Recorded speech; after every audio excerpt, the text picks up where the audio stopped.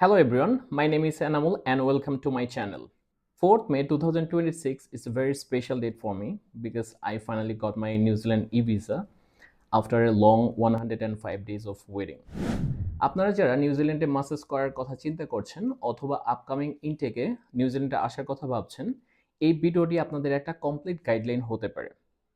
নিউজিল্যান্ডে visa apply করার প্রথম থেকে একদম শেষ পর্যন্ত যে স্টেপসগুলো নিলে আপনার ভিসা অ্যাপ্রুভ হওয়ার চান্সেসগুলো অনেক বেশি বেড়ে যায়, সেই বিষয়গুলো আমি আজকে এই ভিডিওতে কমপ্লিটলি ব্রেকডাউন করার চেষ্টা করব।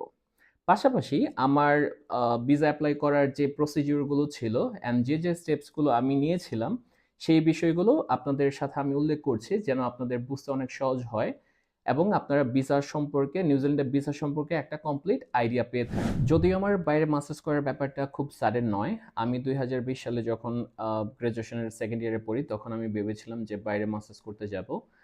প্রথমে ভেবেছিলাম যে জার্মানি নিয়ে আগাবো, বাট জার্মানির কমপ্লেক্সিটি আর টাইম ডিউরেশন নিয়ে পরে আর জার্মানি নিয়ে আগানো আমার জন্য পসিবল হয় নাই।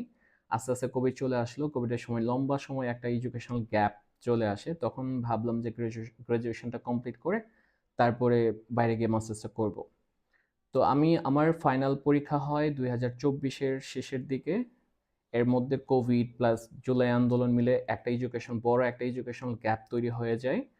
অ্যান্ড 2024-এর লাস্টের দিকে আমার পরীক্ষাটা হয় অ্যান্ড আমি রেজাল্ট হাতে পাই 2025-এর জানুয়ারিতে।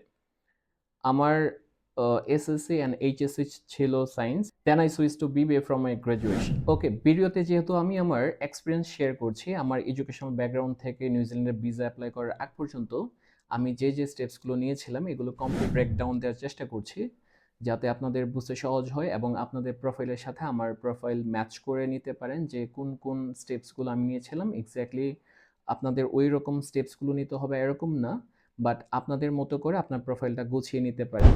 একটা ব্যাপার হলো যাদের প্রোফাইলটা কম্পারেটিভলি একটু স্ট্রং বাট আনঅর্গানাইজ তাদের থেকে যাদের প্রোফাইলটা একটু কম স্ট্রং বাট অর্গানাইজ তাদের ভিসা হওয়ার চান্সেসটা কম্পারেটিভলি একটু বেশি নিউজিল্যান্ডে। এনিওয়ে, আমার গ্রাজুয়েশন তো শেষ হলো।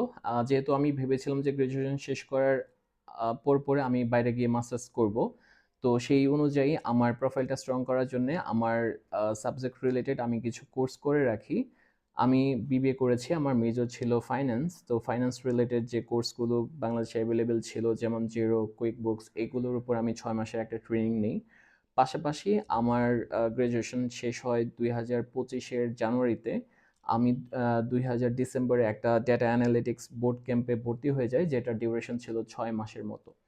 এটার কারণ ছিল আমি বাইরে পড়াশোনা করার জন্য যে সাবজেক্টে অ্যাপ্লাই করতে চাচ্ছিলাম সেটা হচ্ছে বিজনেস অ্যানালিটিক্স, সেই অনুযায়ী আমার প্রোফাইলটা আমি একটু বিল্ড আপ করার চেষ্টা করছিলাম সেই মোমেন্ট। আমার টার্গেট ছিল 2025-এর জুলাই ইনটেকে অস্ট্রেলিয়াতে অ্যাপ্লাই করা।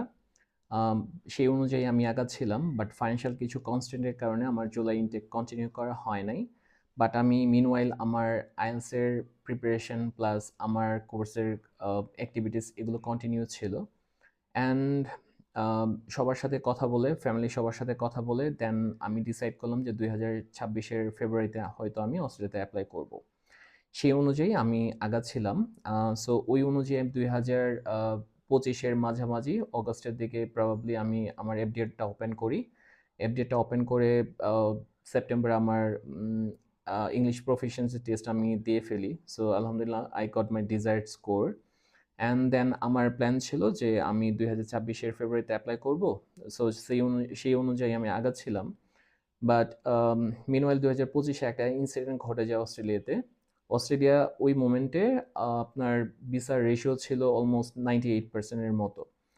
বাট সাডেনলি অস্ট্রেলিয়া ইমিগ্রেশন একটা নতুন রুলস ইন্ট্রোডিউস করে অক্টোবরের 14 তারিখে। অস্ট্রেলিয়াতে তখন বাংলাদেশের লেভেল 1 থেকে লেভেল 3-তে কনভার্ট হয়ে যায়। And so it was a really unexpected situation that's happened to me, and ওই সময় প্রচুর ভিসা রিজেকশন হচ্ছিল। সো আমি কি করব ভাবছিলাম। আম, তো তারপরে সব মিলিয়ে আমি চার্লস ডারউইন ইউনিভার্সিটিতে অ্যাপ্লাই করি বিজনেস অ্যান্ড ডেটা অ্যানালিটিক্সে ওই মোমেন্টে। এটা প্রবাবলি নভেম্বরের দিকে। সবকিছুই ঠিকঠাক যাচ্ছিল। চার্লস ডারউইন ইউনিভার্সিটি আমাকে অফার লেটার প্রবাবলি একদিনের মধ্যে দিয়েছিল। দেন সবকিছু আমি আস্তে আস্তে আগে থেকে গুছিয়ে রেখেছিলাম, আমার source of fund, financial statement, financial declaration, at the same time আমার এফডিআর স্টেটমেন্ট ছিল, অলমোস্ট ডিউরেশন ছিল 4 মাসের মতো। তো আমি চার্লস ডারউইনে অ্যাপ্লাই করার পর আমাকে 2বার আরএফআই এর কথা বলা হয়েছিল। আমি যা যা চেয়েছে আমি সব কিছুই দিয়েছিলাম, বাট ফাইনালি তারা আমাকে জানিয়েছে যে আমার জিটি ক্লিয়ারেন্স করবে তারা, বাট আমাকে 1 বছরের টিউশন ফি দিতে হবে, প্লাস প্রথম বছরে আমার কোনো স্কলারশিপ থাকবে না। অলমোস্ট বাংলা টাকায় সেটা অ্যারাউন্ড 34 লাখ টাকার মতো হয়, যেটা আমার পক্ষে বেয়ার করা ওই সময় পসিবল ছিল না। দ্যাটস ওয়াই আমাকে একটু অল্টারনেটিভ চিন্তা করতে হয়েছিল। একদিকে অস্ট্রেলিয়ার ভিসা রেশিও কমে গিয়েছে, তো আমি এজেন্সির সাথে যোগাযোগ করলাম। তারা আমাকে বলল যে ভিসা রেশিও অলমোস্ট 63 to 65 এর কাছাকাছির মতো। তো তারা আমার ফাইলটা, ইভেন অনেক স্টুডেন্টের ফাইল তারা হোল্ড করেছিল কিছুদিনের জন্য। ওই মোমেন্টে আমি ফেসবুকে দেখলাম যে প্রচুর ভিসা রিজেকশন হচ্ছে, এগুলো নিয়ে লিখালিখিও হচ্ছিল। তো আমাকে আমার প্ল্যান চেঞ্জ করতে হয়েছে। আমি তখন আমার ভাইয়াকে কল করলাম। সে অলরেডি 3 বছর থেকে নিউজিল্যান্ড থাকে। সে আমাকে বলল যে নিউজিল্যান্ডে অ্যাপ্লাই করে দেখতে। অ্যান্ড আমি ওই প্ল্যান অনুযায়ী নিউজিল্যান্ডে অ্যাপ্লাই করার জন্য প্রস্তুতি নিচ্ছিলাম। যেহেতু অস্ট্রেলিয়া প্রায় আর নিউজিল্যান্ডের ডকুমেন্টস অলমোস্ট সিমিলার, কিছু কিছু চেঞ্জেস করে আমি পরে নিউজিল্যান্ডের জন্য অ্যাপ্লাই করলাম। আমি মূলত নিউজিল্যান্ডে হোয়াইট ক্লিফে অ্যাপ্লাই করছি, যেটার ক্যাম্পাস হচ্ছে অকল্যান্ডে। নিউজিল্যান্ডে হোয়াইট ক্লিফে অ্যাপ্লাই করার আমাকে 4 থেকে 5 ঘন্টার মধ্যে আমাকে অফার লেটার দিয়ে দেয়। এটা অ্যাপ্লাই করেছিলাম প্রবাবলি ডিসেম্বরের 28 তারিখের দিকে। অ্যান্ড কিছু ডকুমেন্টস আমাকে চেঞ্জ করতে হয়, এটার জন্য আমাকে 2 থেকে 4 দিনের মতো সময় লাগে। অ্যান্ড সব কিছু কমপ্লিট করার পর আমি ফাইনালি ভিসা অ্যাপ্লাই করি 2026-এর জানুয়ারির 5 তারিখে। নিউজিল্যান্ডে অ্যাপ্লাই করার জন্য যে সকল ডকুমেন্টস লাগে মোস্টলি আমি নিজেই প্রিপেয়ার করেছি। এসওপি থেকে শুরু করে financial statement, financial source of fund, এগুলো সব কিছু আমাকে নিজে থেকে প্রিপেয়ার করতে হয়েছে। তো ডকুমেন্টস প্রিপারেশনের পর জানুয়ারির 5 বা 6 তারিখ আমার এআইপির জন্য আমরা অ্যাপ্লাই করি।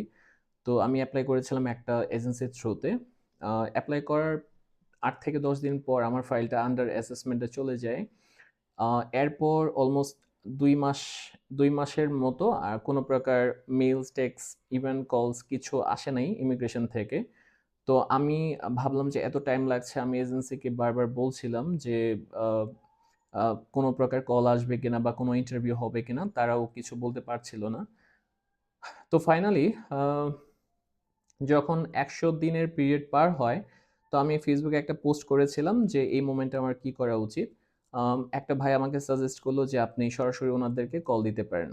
তো আমি পরের দিন আমার ফোনে অলমোস্ট 1100 টাকা আমি রিসার্চ করে আমি কল দিলাম। রাত 3টার দিকে প্রবলি হবে। 5 মিনিট ওয়েটিংয়ের পর আমি তারা আমাকে তারা আমার ফোনটা পিক করলো, অ্যান্ড তাদের সাথে আমার অলমোস্ট 15 থেকে 20 মিনিটের মতো কথা হয়েছে। অ্যান্ড আমি আমার ফাইলের আপডেটটা জানতে চেয়েছিলাম, অ্যান্ড তারা নোট করে আমাকে বললো যে will update you soon within 2 or 3 days later. And finally আলহামদুলিল্লাহ 2 দিন পর আমার আপডেটটা চলে আসে, অ্যান্ড আমার এআইপিটা গ্র্যান্ট হয়। এআইপিটা গ্র্যান্ট হয়েছিল এপ্রিলের 21 তারিখ প্রবাবলি, অ্যান্ড আমি টিউশন ফি পেমেন্ট করে দিই 27 তারিখের দিকে। টিউশন ফি পেমেন্ট করার 2 দিন পর ইউনিভার্সিটি থেকে আমাকে কনফার্মেশন আসে যে আপনার টিউশন ফি কনফার্ম করা হয়েছে। দেন ওই রিসিপ্টটা আমি ইমিগ্রেশনে আপলোড করে দিই। আপলোড করে দেওয়ার 2 দিন পর এটা মেয়ের হচ্ছে 4 তারিখে আমাকে ফাইনালি ই ভিসাটা অ্যাপ্রুভ করে। তো ফাইনালি আমি একটা কথা বলতে চাই, নিউজিল্যান্ডে right now visa ratio comparatively ভালো, বাট আপনার প্রোফাইলটা যদি একটু বেশি অর্গানাইজড হয় তাহলে আপনার ভিসা হওয়ার চান্সেসটা কম্পারেটিভলি একটু বেশি থাকে। 2025-এর মাঝামাঝি যেভাবে অস্ট্রেলিয়া ভিসা দিয়েছে, নিউজিল্যান্ড এভাবে ভিসা দিবে I don't think like that. But প্রোফাইলটা যদি ভালো হয়, ইভেন আপনার প্রোফাইলটা যদি একটু বেশি অর্গানাইজড হয়, আমার মনে হয় নিউজিল্যান্ড কখনো ওইভাবে রিজেক্ট করে না ফাইল। তো আজকে এইটুকুই। আমি নিউজিল্যান্ডের প্রত্যেকটা বিষয় নিয়ে আলাদা করে ভিডিও বানাবো। যেহেতু আমি ফাইলটা নিজে থেকেই রেডি করেছিলাম, তো প্রত্যেকটা জিনিস আমার নিউজিল্যান্ড সম্পর্কে মোটামুটি ভালোই আইডিয়া আছে। নিউজিল্যান্ডে ইউনিভার্সিটি সিলেকশন থেকে শুরু করে ইভেন প্রত্যেকটা কি কি ডকুমেন্টস লাগে এই বিষয়গুলো নিয়ে আমি ধারাবাহিকভাবে ভিডিওগুলো দিতে থাকবো। আপনারা যারা নিউজিল্যান্ডে যেতে আগ্রহী বা নিউজিল্যান্ডে পড়াশোনা করার জন্য অ্যাপ্লাই করতে যাচ্ছেন, আমার চ্যানেলটা সাবস্ক্রাইব করে রাখতে পারেন। হয়তো আপনাদের জন্য আমি বেটার ইনফরমেশন প্রোভাইড করতে পারবো। আরেকটা ডিসক্লেমার আমি দিয়ে দিই, নিউজিল্যান্ড যদিও আমি পড়াশোনার ব্যাপার নিয়ে নিউজিল্যান্ডে মাস্টার্স করতে যাবো এরকম কোনো আমার ইন্টেনশন ছিল না, বাট 2023 সাল থেকে আমার নিউজিল্যান্ডের ফাইল প্রসেসিং সম্পর্কে একটা আইডিয়া রয়েছে, কারণ অলমোস্ট আমার ইনক্লুডিং মাই ব্রাদার আমি নিয়ারলি 15 জন মানুষকে নিউজিল্যান্ডে যাওয়ার জন্য হেল্প করেছিলাম উইথ তাদের ডকুমেন্টেশন থেকে শুরু করে ভিসা প্রসেস। সো সো এই বিষয়ে আমার একটা মোটামুটি এক্সপার্টিস আছে। তো হোপফুলি আমি আপনাদের ইনফরমেশন দিয়ে হেল্প করতে পারবো। ওকে, এই তো নিউজিল্যান্ডে ভিসা পাওয়ার আমার ছোট একটা স্টোরি আমি আপনাদের সাথে শেয়ার করলাম। পরবর্তীতে হয়তো নিউজিল্যান্ডে ভিসা প্রসেসিং নিয়ে বা কি কি ডকুমেন্টেশন লাগতে পারে এই ব্যাপারগুলো নিয়ে আমি ভিডিও বানাবো। সো আপনারা চাইলে আমার চ্যানেলটা সাবস্ক্রাইব করে রাখতে পারেন। So thank you for watching this video.